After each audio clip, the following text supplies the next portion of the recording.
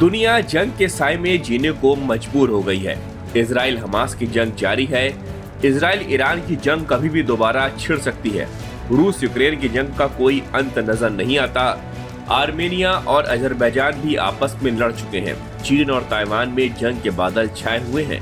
भारत और पाकिस्तान के बीच भी जंग हो चुकी है। हूती हमलों पर हमले किए जा रहा है।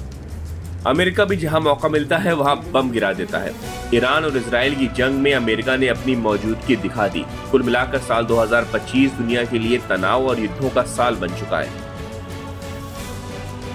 अब थाईलैंड कंबोडिया के रूप में एक नया जंग का मैदान सामने आ चुका है। दोनों देश एक दूसरे पर पिल पड़े हैं और जंग की वजह सुनकर आप हैरान हो जाएंगे। दरअसल इस युद्ध की जड़ें एक प्राचीन शिव मंदिर से जुड़ी हैं। पहले आपको बताते हैं कि ये लड़ाई कैसे शुरू हुई और अब तक क्या क्या हुआ। गुरुवार की सुबह थाईलैंड की सीमा में एक कंबोडियाई ड्रोन दिखाई दिया, जो कि थाईलैंड के सूनिन राज्य में स्थित एक पुराने मंदिर ता मुएन थाम के ऊपर से मंडरा रहा था।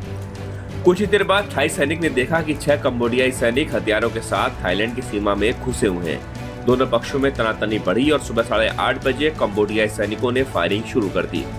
इसके बाद हालात और बिगड़ गए। थाईलैंड का कहना है कि कंबोडिया ने जानबूझकर उनके मंदिरों और सैन्य ठिकानों को निशाना बनाया। दूसरी ओर कंबोडिया का आरोप है कि हमला पहले थाईलैंड ने किया था। इस जंग में थाईलैंड की वायुसेना ने भी बड़ी कार्रवाई की। F-16 फाइटर जेट से कंबोडिया के ठिकानों पर बमबारी की। वहीं कंबोडिया की तरफ से रॉकेट और तोपों से जवाब दिया गया। बड़ी बात यह है कि कंबोडिया के पास वायुसेना नहीं है, वहीं थाईलैंड की उस पर फाइटर जेट से हमले कर रहा है। हालांकि कंबोडिया ने थाईलैंड का एक फाइटर जेट गिरा भी दिया। अब आगे बढ़ते हैं और जानते हैं कि आखिर इस विवाद की असली वजह क्या है।